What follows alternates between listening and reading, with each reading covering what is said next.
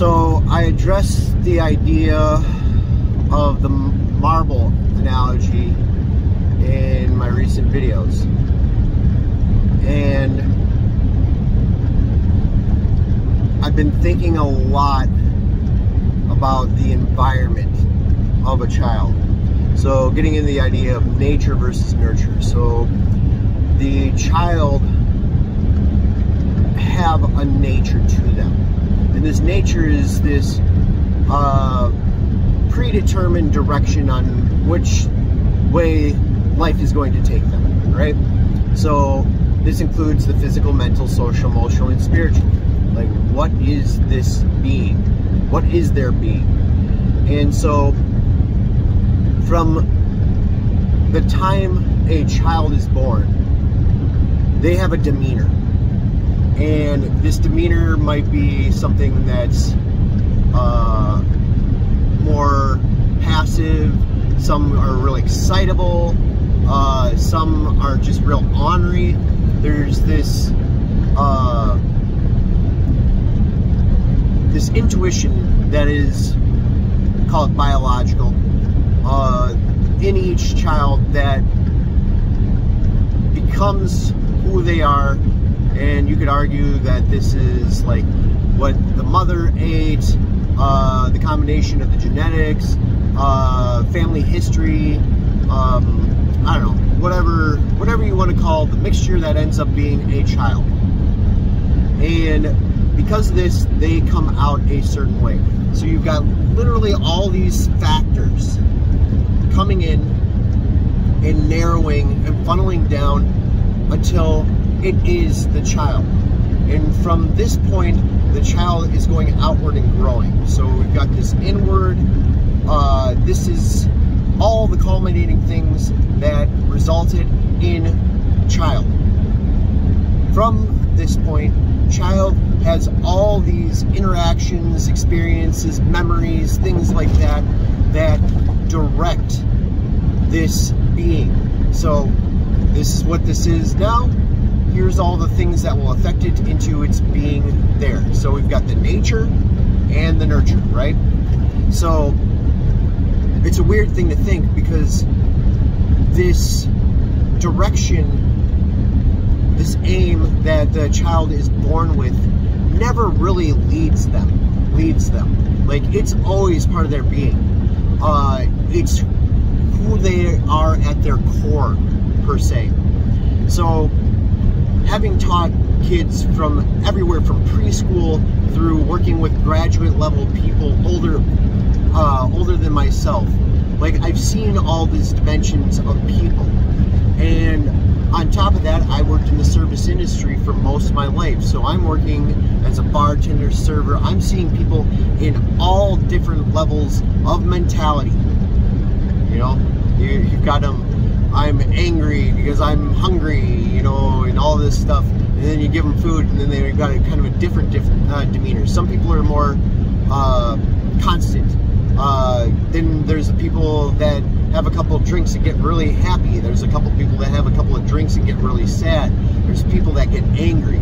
So whatever alcohol may be, arguably, it's a true serum.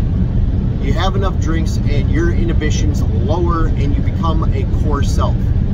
Now, this becomes a big question mark as a teacher, you know, because, like, seeing all these different levels and these different results, we'll call them, of being human, you still see this, what they are at their core. What is this being? And what's interesting is weeding through all that the child gives you to figure out what their core is. Because some kids hide it really well. Some kids exhibit it really well. Some kids have trauma, and so they don't know, they've been disrupted from seeing their core. Is the best way I can describe a trauma. So as a teacher, and psychologists do this too, there's other people that take in this information and utilize it and either work with it or manipulate it. But ultimately, there's this understanding of what a person is at their core, and then working them to get to understand their core, and then once that core is understood, figuring out the direction you take that core with. And ultimately, the goal of a teacher is to get them to this level of understanding themselves at their core, this direction, and then the ideal, in my opinion, as a teacher, is giving them enough tools that they can work with that core by themselves. They don't need me to teach them stuff anymore. They can go out into the world and be fine. That's essentially what education is. Or having a child. Get them to the point where they can survive on their own. And this leads to unpopular opinions of how that should be done.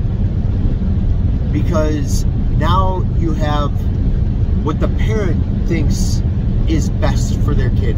And I'm not saying that parents are wrong most of the time. And I'm not saying that they shouldn't do what they do as long as it's healthy for the kid. The overarching underlying exclamation point is the well-being of the child. What is in their best interest. So you've got these different factors. The teacher, or the parents, family members, friends, other peers, the teachers, bosses. You know, there's a lot of people that they come into a relationship with, and they are affecting how these kids act in some way, shape, or form. They're directing them. And the trick is to not trouble what is the core of the child. And that's where lack of education or recognition, we can call it, comes into a big play. If I don't know how to see that core of the child, then I do not know how to guide them and direct them and nurture them into being a full-fledged human being. So I see these kids, and inevitably, the biggest, without question, influence on the child's life is the parents, whether they are there or not. And this is something that goes, I will probably get canceled for saying this. So, that being said, this is with all the best intent that I am saying this. And if there is a disagreement or a ruffling of feathers per se, if this upsets you, you're probably having trouble with dealing with the fact that you need to be this in a child's life. Sorry, not sorry. Like, by you getting upset with what I'm saying, it might be a red flag that you need to start considering this as a parent, or not even a parent, teacher, whatever, somebody that is interacting with the kids. And I'm not saying that I am the best at this, or I do this all the time because I am human. This goes back to the marbles. Like, I am a type of marble, a ball bearing, whatever. I'm some kind of circle, rolling around and bumping into other people, pinging into other kids.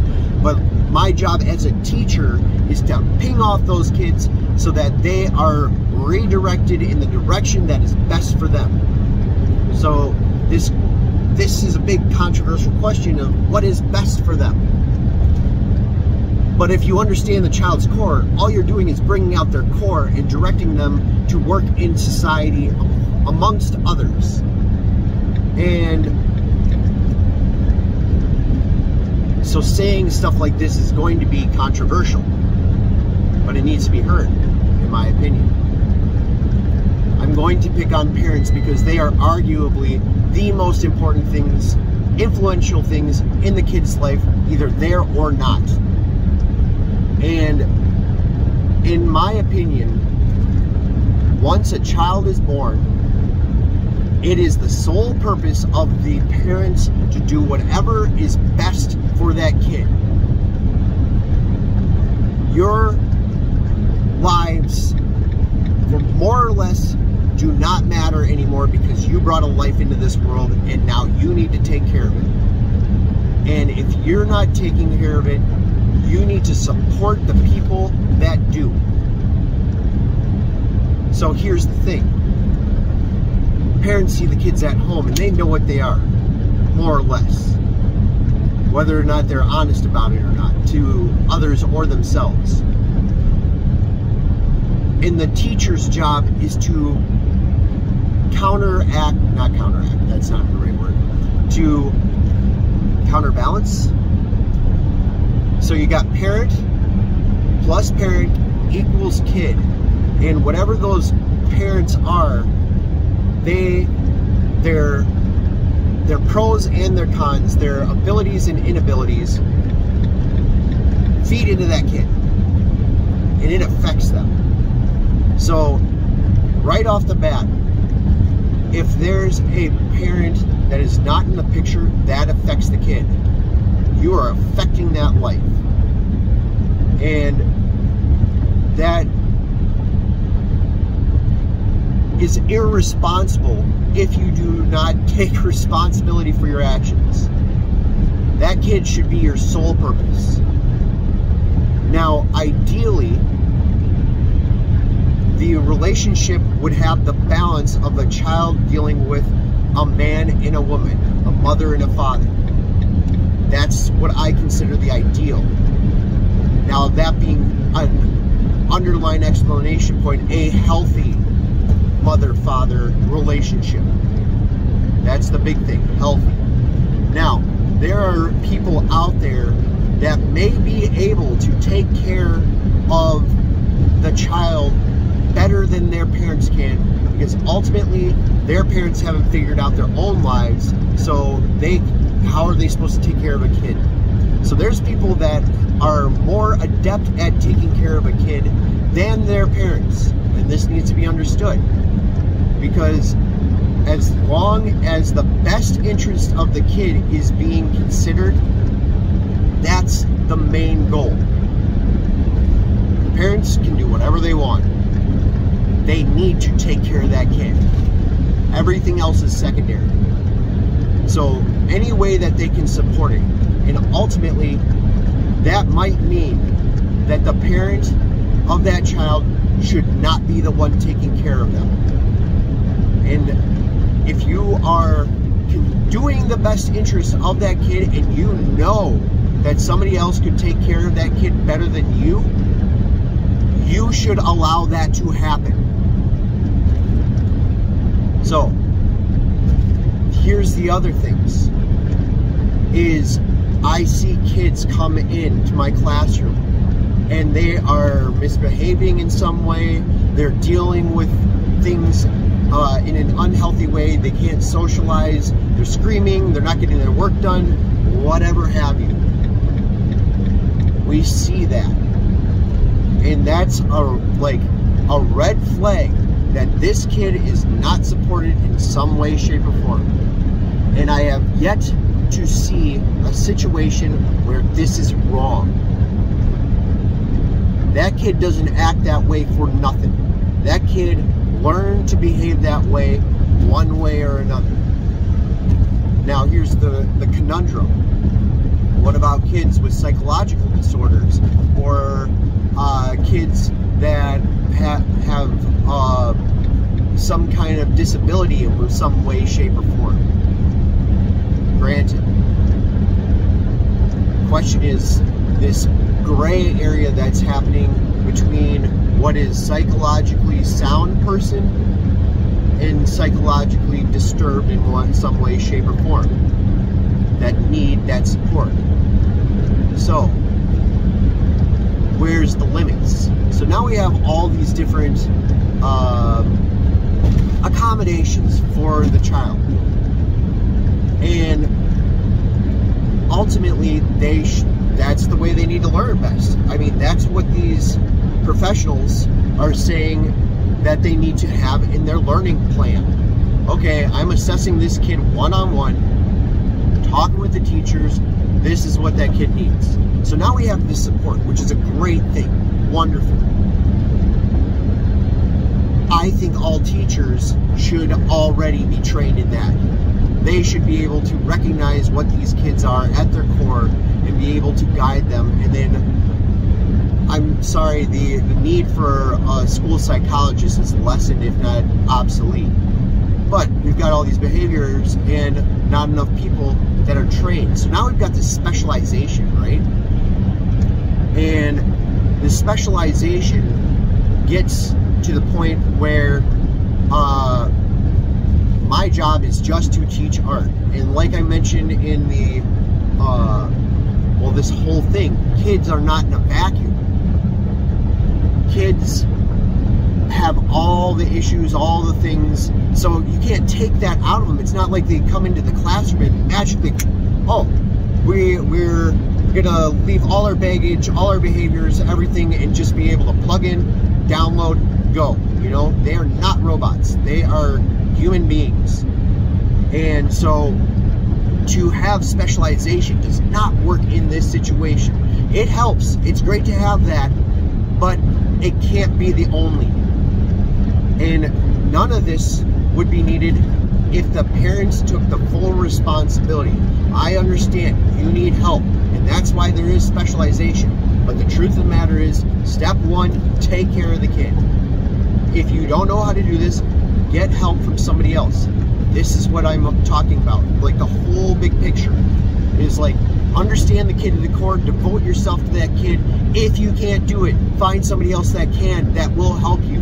But admit to the fact that you are doing it, you can't do it, or you're doing it wrong. And wrong is a scary word because it's picked apart in a million different ways. Thanks, Lacan. All right, but, or not Lacan. Regardless, oh, that's gonna bug me. What the heck is that guy's name? Derrida. Yes, good old Derrida. Yeah, thanks, Derrida. So, Derrida. Anyways, back to the point.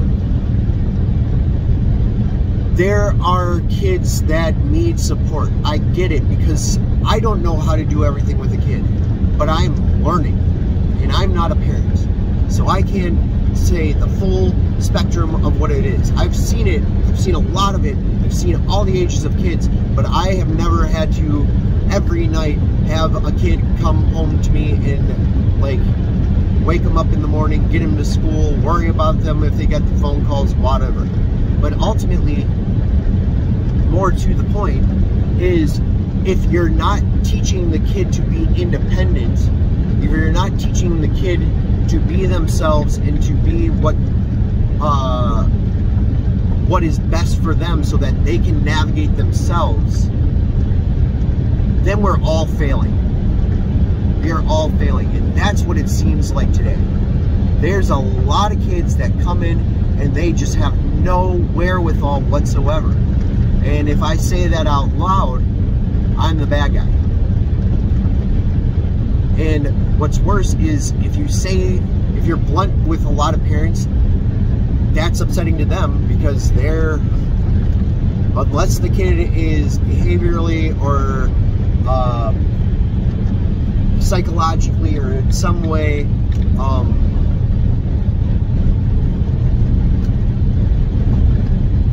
what's the word, like, if they are incapable, then it's fine.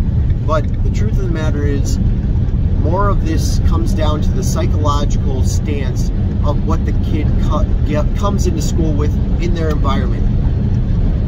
For instance, if a child never sees a healthy relationship between their parents, let alone anybody else, they are already struggling. they don't know what a relationship is because they've never seen it. And so they strive for it. Or they shut it completely off. The few know what they are looking for. They are able to navigate their lives because they have reached a point in their life where they understand themselves, their trajectory in life, and who they want to be on that road with. So this becomes the biggest concern as a teacher, is what am I able to say? And honestly, don't the parents need to hear how they, like, if I'm doing my job correctly, I'm dealing with psychology here, you know, physical, mental, social, emotional, and spiritual. The psychology has to be there as a teacher. And the parents need to understand that they might need a helping hand because we deal with them half the time. And I know I understand these kids very well. I sit down, I talk to them, I get a lot out of their life because I'm with them all day. I see the relationships that's there. This is what education is. If anybody thought it's a vacuum and kids just go in, sit down, learn, and leave, that age is over. And it's because of the fact that we have to be so much more as teachers. So, looking at the environment, looking at the people that are affecting these kids becomes part of the equation. So can I say, hey, your kid's a mess to a parent and explain it? It becomes bedside manner. You know, like, you got a sandwich. You got to say the good thing, the bad thing, and then the good thing. So it begins and ends with good. And then they got the little nugget of truth in the middle. Can't say those things anymore. So, this is what I've been thinking about. Do more, do better.